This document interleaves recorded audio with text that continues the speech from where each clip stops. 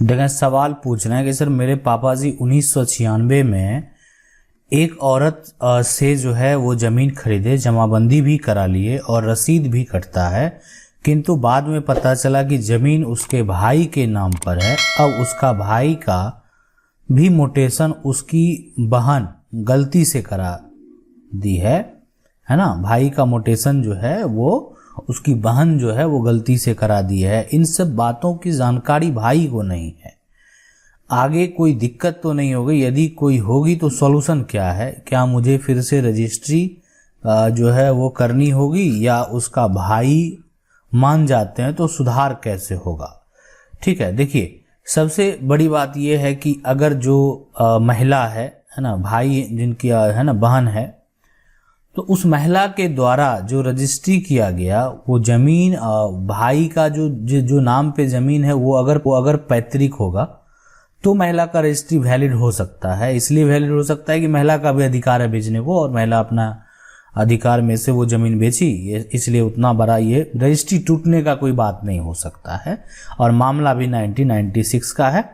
ठीक है, लेकिन अब है कि दूसरी जो बात है यहाँ पे कि अब अगर जो भाई हैं है ना, उनके नाम से अगर मोटेशन हो गया है, जैसे गलती से हो, ये जो भी हो, तो अब वो जमीन को फिलहाल अगर आपके नाम से मोटेशन टूटेगा तभी उन्हीं के नाम से मोटेशन होगा। ठीक है, और अगर उनके नाम से मोटेशन हो जाता है और आपके नाम से सेम जमीन का मोटेशन होता है तो ये तो बहुत दिक्कत वाली बात है। कोई इसी एक ही का होगा ना, तो इसलिए किसी एक का मोटेशन तो गलत है ना, मतलब जो भाई है उसका मोटेशन ही नहीं होना चाहिए।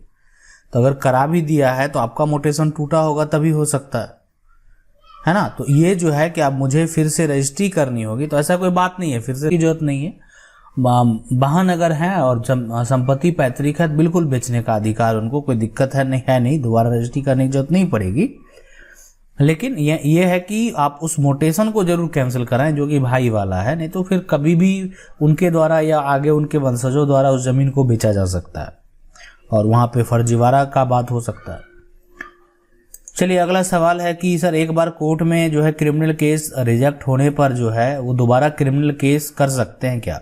देखिए, एक बार अगर क्रिमिनल केस रिजेक्ट हो जाता है ना, तो दोबारा भी आप ये कर सकते हैं। दोबारा उसमें जो है आप देखिए, क्रिमिनल केस रिजेक्ट होना नहीं चाहिए। अगर होता है सबसे पहले तो कहीं ना कहीं आप अपने वकील से भी एक बार बात करें कि आपका क्यों हुआ, है ना, कहीं लापरवाही हुई होगी इसीलिए हुआ। तो अगर आप किसी पे कोई भी मामला दफा लगाना चाहते हैं तो रिजेक्ट होने का जो है एक तरह से वहाँ पे चांसेस नहीं रहता है, और डिपेंड करता है कि आपके पास भी अगर कोई पुख्ता सबूत नहीं होंगे तो उस कारण भी रिजेक्ट हो सकता है। तो कुछ एकदम ठोस प्रक्रिया लेकर आप जो है कर सकते हैं, तो वो जल्दी रिजेक्ट तो नहीं होगा। अगला सवाल है कि सर मेरे दादाजी ने एक जमीन 1970 में खरीदा जो अभी भी हम लोगों के कब्जे में है, लेकिन दाखिल खारिज नहीं हुआ है और अभी भी पहले वाले के जो है नाम बता रहा है। हमें रजिस्ट्री ऑफिस से केवाला निकलवाया है, लेकिन उसमें जो है खाता खेसरा में मिसिंग दिखा रहा है, सिर्फ 204 यहाँ पे दिखा रहा है, जबकि उसमें 204 इतना होना चाहिए। अब लिखने वाला और जो है लिखवाने वाला दोनों अब नहीं है, तो अब क्या करें, जबकि रसीद जो है हमेशा वो कटा है। देखिए, आप जो है इसका सबसे पहले जो आपका केवाला है, आप एक बार दाखिल खारिज के लिए ट्राई कर सकते हैं। ठीक है, दाखिल खारिज सबसे पहले देखिए 204 जो ये आप लिख रहे हैं ना, 204 बटे ऐसे 1012, इसका अब नया बना होगा खाता केसरा। 1970 वाली बात है ना, अब ये नया बना, अब ऐसा नहीं होगा, पहले हुआ करता था, पहले ये हुआ करता था, ऐसा भी जो है खेसरा होता था, लेकिन अब नया में नहीं होता। तो नया पता कर लें, और दाखिल खारिज के लिए जो है आप अप्लाई करेंगे सबसे पहले वहाँ पे। और देखिए, पुराना मामला है, हो सकता है जितने भी अधिकारी हों उसको रिजेक्ट भी कर देंगे। तो पहले कोशिश कर लें, एक बार सीओ साहब से मिल लें, जो आपका दाखिल खारिज हो जाए, बहुत पुराना मामला है। फिर डीसीएलआर कोर्ट में एक बार चले जाएं, अगर वहाँ से भी नहीं होता तो फिर सिविल से तो होना तय ही है ना, वहाँ से तो डिग्री होगा तो थोड़ा समय लगेगा, लेकिन आपका दाखिल खारिज वहाँ करा लेना चाहिए था। नहीं हुआ तो होना तय है, लेकिन अगर सब कुछ लिखने वाला सही है, सब कुछ सही है, दखल में है, तो दाखिल खारिज भी होगा। अगला सवाल है कि सर मेरा पिता ने घर हम दो भाई के भाई की 2 बेटी है, एक बेटी की शादी होगी, मेरे 3 बच्चे हैं, तो क्या बड़ी बेटी का हिस्सा होगा? देखिए इसमें जितने भी भाई हैं ना, 2 भाई हैं, उनका मान लेते हैं 2 बेटी है, ये दोनों बेटी है, ये दोनों बेटी है, ठीक है, और यहाँ पे 3 इसमें मान लेते हैं बेटा हो बेटी हो सारा हो। लेकिन ये जो आप समझ सकते हैं ना कि जो आप मेरा लॉ कहता है, कानून कहता है, इसमें जब यहाँ पे वंश एक तरह से आ गया, बेटी भी जो है वो एक तरह से वंशावली का हिस्सा है, तो इसलिए इधर तो कुछ जाने वाला ही नहीं है जब तक दोनों बेटी है। जो भी होगा उस बेटी और उसके हस्बैंड का उतना योगदान नहीं होगा जितना बेटी के बच्चे का होगा, ठीक है। जैसे बेटी है और उनके बच्चे हैं, ठीक है, वो वहाँ के वारिस कहलाएंगे और उनका ही जो है वो संपत्ति पूरा वो हक ले सकते हैं। हाँ ठीक, देना चाहे बेटी हैं, सपोर्ट करेंगे तो जो आप जो एक तरह से एनओसी देंगे तो अलग बात है, लेकिन जो संपत्ति का पूरा पूरा हक वहाँ पे उनका बनता है। अगला जो सवाल है कि सर मेरे दादाजी के नाम से जमाबंदी कायम है और उन्होंने जो है यहाँ पे, लेकिन ये बोल रहे हैं कि उनमें जो है यहाँ पे उनमें दादाजी के नाम से जो है कौन कौन सा खाता खिंच रहा है ये पता नहीं चल रहा, तो कृपया मार्गदर्शन। जमाबंदी जो संख्या है उसका रजिस्टर में जाके रिकॉर्ड निकालने का प्रयास करें। आपके वहाँ ठीक है नहीं लिखा हुआ जमाबंदी, आपको मिल गया कागज, तो वो कागज जिस ईस्वी का है कर्मचारी से जाके मिलें और रजिस्टर देखने का प्रयास करें, उस पर कौन खाता खिंच रहा है, ठीक है, ये सारा इन्फॉर्मेशन निकालने का प्रयास करें, तभी आप उसको आसानी से निकाल पाएंगे कि उसमें क्या है नहीं है। अन्यथा थोड़ी दिक्कत हो सकती है। जमाबंदी का इन्फॉर्मेशन जो है अगर वो पुराना है तो आप एक तरह से जाके जो अंचल कार्यालय है वहीं से निकाल सकते हैं। अगला जो सवाल है कि सर मेरे पिताजी 3 भाई 1989 में रजिस्ट्री बंटवारा कर चुके हैं, लेकिन मेरा हिस्सा में दूसरे का जमीन भी दे दिया गया है, जबकि गलत है ये बंटवारा का सुधार कैसे होगा, है ना, कोई उपाय बताइए।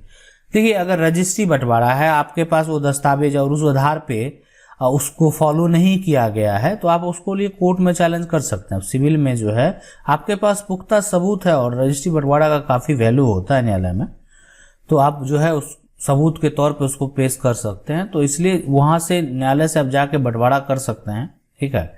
और अगर आपका रजिस्ट्री बंटवारा हो चुका है और उस हिसाब से लगभग आप पोजीशन पे हैं, समझ सकते हैं कि आप उसी हिसाब से रहेंगे। आपका एक पुख्ता सबूत है, ये साबित करता है कि आपका बंटवारा हुआ है। जहाँ पे नहीं होता है कोई भी प्रूफ, वहाँ पे थोड़ा सा दिक्कत का सामना करना पड़ता है। यहाँ आपके पास प्रूफ है तो कोई भी तरह का दिक्कत का सामना नहीं करना पड़ेगा।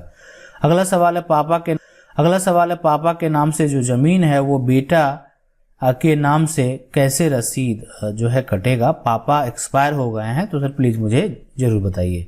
देखिए अगर पिता के नाम से अगर मान लेते हैं जमीन है ना, और पिता एक्सपायर हो चुके हैं, अब नहीं है इस दुनिया में, तो बेटे को जो है पिता का एक मृत्यु प्रमाण पत्र जो है वो बनवा लेना चाहिए और उसके अलावा एक वंशावली तैयार कर लेना चाहिए। अब उसके बाद जो जमीन संबंधी जो भी उस पे इंफॉर्मेशन है वंशावली के आधार पे, ठीक है, अगर आप एक ही बेटे हैं और बहन है तो बहन से उस पे जैसे वो एक स्टाम्प पेपर लेंगे, उसमें सारा जमीन का इन्फॉर्मेशन डाल देंगे और बहन से एनओसी ले लेंगे, सपोर्ट करवा लेंगे उस स्टाम्प पेपर पे कि उनको इस संपत्ति से कोई भी लेना देना नहीं है, और हो सकता है उनको सीओ के पास जाना भी पड़े, ठीक है। तो जब जरूरत होगा आप 5 मिनट के लिए ले जा सकते हैं, कोई बड़ी बात नहीं है। वहां से जैसे शुद्धि पत्र आपको मिलेगा उसके बाद जमीन आपके नाम से कायम हो जाएगी, उसके बाद आगे चल के भी कोई भी तरह दिक्कत नहीं होगा। अगला सवाल है कि जो जमीन जो है वो मिली है वो जमीन बंदोबस्ती की है, वो मालिक वो जो है ठेकेदार के हैं यहाँ पे, है ना, राजा जी के जिस समय जो है यहाँ पे अधिग्रहण हो रहा था राजकुमार, है ना, तो यहाँ पे इससे लेकर जो है सरकार अधिग्रहण नहीं कर सकी उस जमीन को, ठीक है। उसके बाद गैरमजरूआ जो है घोषित कर बंदोबस्त कर दिया। उसके बाद जो है यहाँ पे जो दबंग चढ़ने नहीं देता और ऑफिस में कोई सुनता नहीं, है ना। तो देखिए बिल्कुल अगर ऑफिस में कार्यालय में है तो उसमें जाना क्यों, आप इसके लिए सिविल में याचिका दायर कीजिए, कोर्ट में याचिका दायर कीजिए। वर्तमान में अगर वो आपकी संपत्ति है तो इसके लिए न्यायालय है और न्यायालय आज भी बेहतर काम करती है, आपको पता होना चाहिए। वहाँ पे जो है आपके बातों को सुना जाता है, समझा जाता है, आपके वकील जो है आपके बातों को स्पष्ट तरीके से रखते हैं। तो इसलिए यहाँ पे बेहतर विकल्प है, अधिकारियों के पास जाने से अच्छा है आप न्यायालय में जा सकते हैं। अगला सवाल है कि सर मेरा जो है रकबा शून्य कर दिया है क्या करें, दाखिल खारिज। देखिए शून्य अगर कर दिया है ना, सबसे पहले अगर वहाँ पे अगर ऑनलाइन में कर दिया गया, अच्छा दाखिल खारिज रिजेक्ट अगर हो रहा है तो अगर रजिस्टर 2 में भी 0 है ना, रजिस्टर 2 में भी वो 0 करके आया हुआ है, तो आप जो है वहाँ से है ना एडीएम के पास से पहले सुधार करवा लें। ठीक है, एडीएम से के पास से रजिस्टर 2 बन के आता है तो वहाँ आवेदन करेंगे, अपना खतियान दिखाने का प्रयास करेंगे।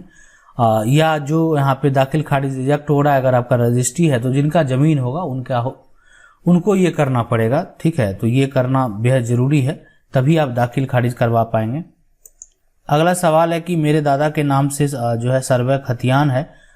मेरे दादाजी 5 भाई बिना बंटवारा किए जमीन दादा बेच दिया। मेरा पिता अपना हिस्सा की जमीन मुझे लिख दिया और वह जमीन में मेरा घर है। जो लिया है वह जो है रसीद जमाबंदी करा कर हम पे 144 107। देखिए यहाँ पे जो मेरे आपके दादाजी के नाम जो अगर खतियान है और दादाजी 5 भाई बिना बंटवारा किए जमीन जो है वो बेच दिया और आपके पिता अगर अपने हिस्से की जमीन आपको लिख दिए हैं, ठीक है, तो आपको वहां से कोई नहीं हटा सकता। इस बात अगर देखिए आपका जो भी है सबका अगर वहां पे हिस्सा है और वो आपको लिख दिए हैं और आपका सब कुछ कायम हो गया है ना, सब कुछ कट रहा है, तो फिर किस 144 107 का यहाँ पे कोई भी मायना नहीं होगा। आप डायरेक्ट सिविल में भी जा सकते हैं, वो आपका हक बनता है और आप अपना हक लिए हैं, बस सीधी सी बात है। आशा करते हैं वीडियो अच्छा लगा, वीडियो को लाइक जरूर कर दीजिए, चैनल को पहली बार देख रहे हैं सब्सक्राइब करके जो बेल आइकन उसको जरूर दबा लीजिए। मिलते हैं अगले में, तब तक लीजिए।